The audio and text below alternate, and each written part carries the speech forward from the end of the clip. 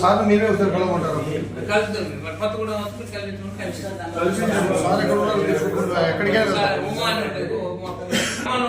పొద్దున అంతా మీకు ఈజీ ఉదయం కూడా వెళ్ళిపోతే ఆయనకి ప్రసాదం వెళ్ళిపోతే ఆయన పూజ అవగానే పూజలు చెప్పుకోలేదు మీకు అడ్రస్ ఇస్తే అయిపోతుంది.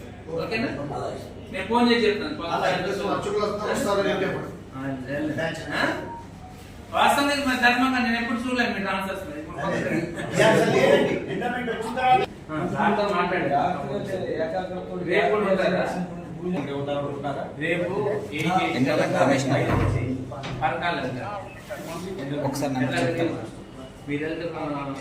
ఏం పేరు సార్ చెప్పండి. లెటర్ తీసుకెళ్ళండి, సార్కి ఇచ్చేయండి. మీరు 8 లోపల వెళ్ళిపోవాలా, 5-6 లోపల బయలుదేరి పరకాలు వెళ్తారు. ఖమ్మం ఇప్పుడు ఉదయం ఖమ్మంలో ఉంటారు. నేను ఫోన్ చేసి దగ్గరికి వెళ్ళండి. ఇక హైగార్లు వచ్చారండి, మేము ఒకసారి కలిసి హై స్కూల్ ఇచ్చారు, ఒకసారి రిప్రజెంటేషన్ నాకు ఎట్లా ఇచ్చారు. ఫస్ట్ ఉంటుంది మెమోరాండం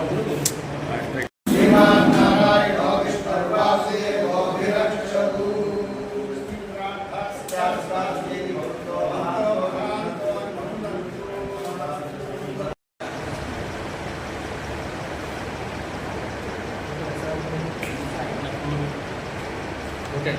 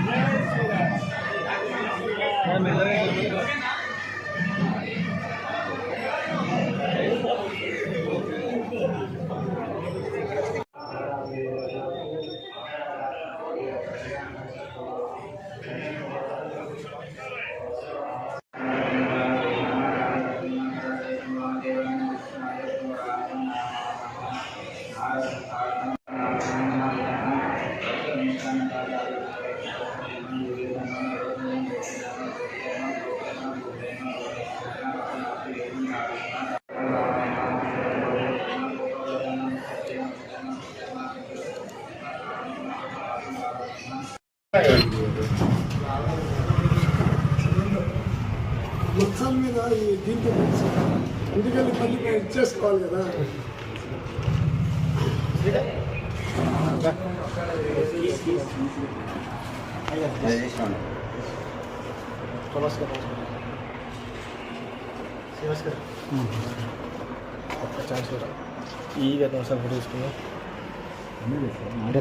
ప్రభాస్ గారు కల్కి ప్రభాస్ గారు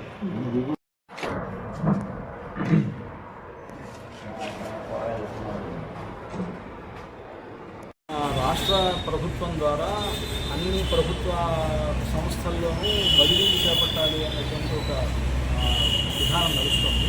దాంట్లో భాగంగా ఎండోమెంట్ డిపార్ట్మెంట్లో ఉండేటువంటి ఉద్యోగులకు కూడా బదిలీలు చేయాలి అనేటువంటిది ఒక ప్రపోజల్ వచ్చింది.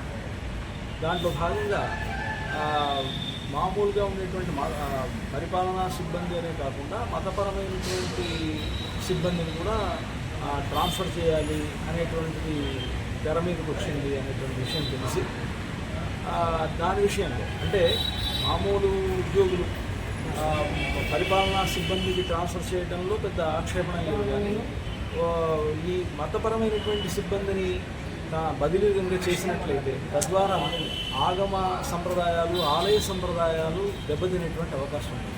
ఒక్కొక్క చోట ఒక్కొక్క ఆగమాన్ని అనుసరించి ఆలయాల్లో పూజా విధానాలు జరుగుతుంటాయి. భద్రాచలం ఉందంటే అది పాంచరాత్ర ఆగమాన్ని అనుసరించి జరుగుతుంది.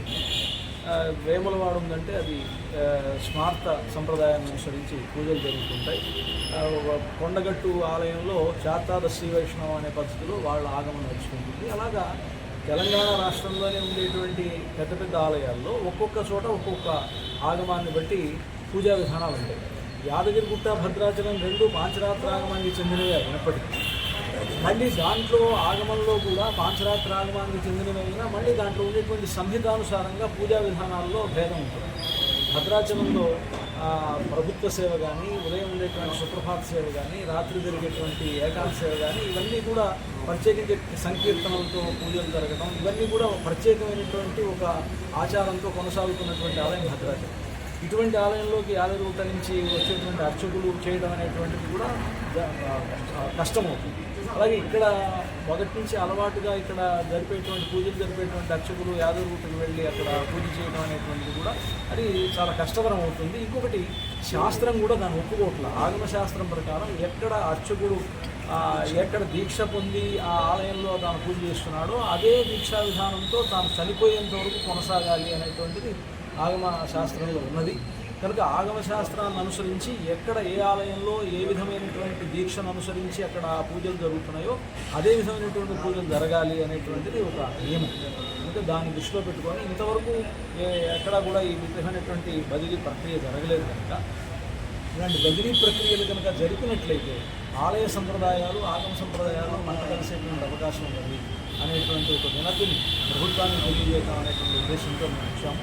వచ్చి మన స్థానిక ఎమ్మెల్యే గారిని కలిసి వారికి మా వినతి పత్రాన్ని సమర్పించాము. ముఖ్యంగా మేము ఎండోమెంట్ డిపార్ట్మెంట్ శాఖను కానివ్వండి, ప్రభుత్వాన్ని కానీ మేము కోరేది ఏంటంటే రాష్ట్ర అభివృద్ధి కోసమనే పూజలు జరుగుతుంటాయి. రాష్ట్ర అభివృద్ధి ఇవన్నీ జరగాలి అంటే ఇంకొకటి ఆగమ సాంకర్యం, అంటే ఒక చోటికి ఒకటి ఈ అర్చకుల్లో వేరే చోటికి వెళ్ళడం, ఇవన్నీ కూడా ఆగమ సాంకర్యము, ఆలయ సంప్రదాయ సాంకర్యం అవుతుంది. కనుక ఇటువంటి విధానాన్ని చేయకుండా ఉంటే బాగుంటుంది అని వాళ్ళకి విజ్ఞప్తి చేస్తున్నాం. రామచంద్రమూర్తి చక్కని అంటే ఇటువంటి గొప్ప సానుకూలమైనటువంటి వాతావరణాన్ని కలుగజేయాలని భద్రాచల రాముని ప్రార్థిస్తూ జై శ్రీరామ్. జై శ్రీరామ్.